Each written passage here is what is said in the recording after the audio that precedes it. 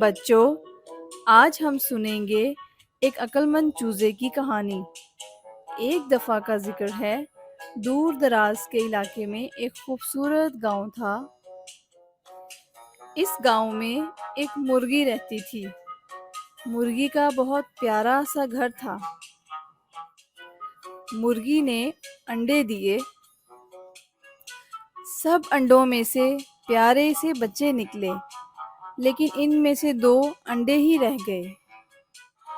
کچھ دنوں بعد مرغی اپنے ان 2 انڈوں کو گھر پر ہی چھوڑ کر اپنے چوزوں کے ساتھ کھانے کی تلاش میں نکلی۔ ان کے جانے کے بعد ایک انڈے کے ٹوٹنے کی آواز آئی اور اس میں سے بھی ایک پیارا سا چوزا نکلا۔ وہ کسی کو اپنے پاس نہ دیکھ کر اداس ہو گیا۔ وہ اپنی ماں کو ڈھونڈنے لگا۔ وہ اپنی ماں کو ڈھونڈنے کے لیے اپنے گھر سے باہر نکل گیا اور کافی دیر تک ادھر ادھر پھرتا رہا۔ اچانک سے اس کی نظر ایک گائے پر پڑی۔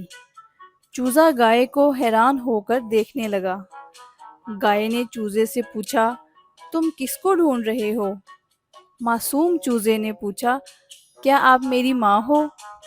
گائے نے جواب دیا، مجھے دیکھو، میں کتنی بڑی ہوں، تمہاری ماں تو مجھ سے بہت چھوٹی ہوگی۔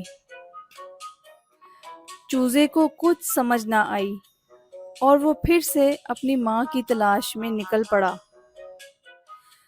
کچھ دیر چلنے کے بعد اس نے ایک بکری کو دیکھا۔ چوزا اس بکری کے پاس جاتا ہے اور کہتا ہے، تم گائے سے قد میں چھوٹی ہو، کیا تم میری ماں ہو؟ بکری بولی، ہاں، میں گائے سے تو چھوٹی ہوں، مگر دیکھو، میرے 4 پاؤں ہیں۔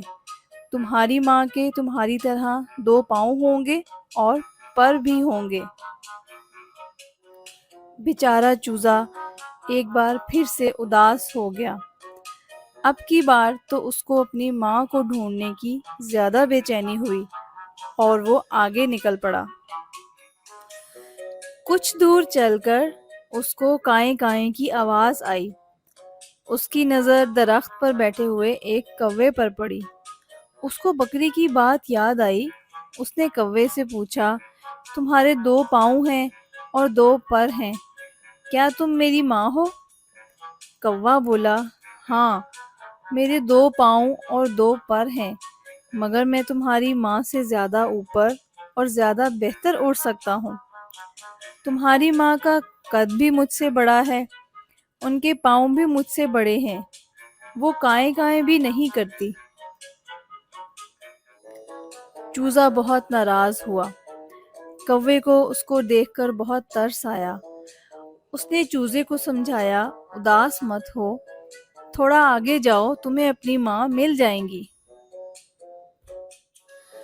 کچھ دور جا کر اس کو ایک بطخ اپنے بچوں کے ساتھ نظر آئی۔ چوزا اس کو دیکھ کر بہت خوش ہوا۔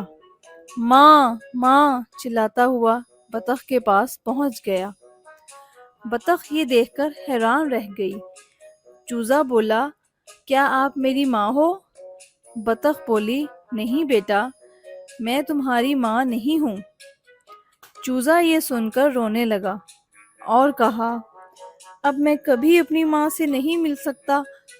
بطخ نے کہا، تم رو مت بیٹا، تم میری طرح کویک کویک نہیں کر سکتے اور تمہاری ماں ککڑو کڑو بولتی ہے۔ ابھی چوزا بطخ سے بات ہی کر رہا تھا کہ وہی کوا اڑتا ہوا اس کے پاس آیا۔ کوے نے چوزے کو بتایا کہ تالاب کے اس پار گاؤں میں اس نے چوزے کی ماں کو دیکھا ہے۔ یہ بات سن کر چوزا بہت خوش ہو گیا اور تالاب کے اس پار چلا گیا۔ جب اس نے دور سے اپنی ماں کو آتے ہوئے دیکھا تو وہ پھر سے چلایا، ماں ماں۔ اس کی آواز سن کر مرغی اپنے چوزوں کے ساتھ اس کے پاس پہنچی۔ اس نے چوزے کو پہچان لیا اور اس کو خوب پیار کیا۔ اس طرح چوزے نے عقل مندی سے کام لے کر اپنی فیملی کو ڈھونڈ لیا۔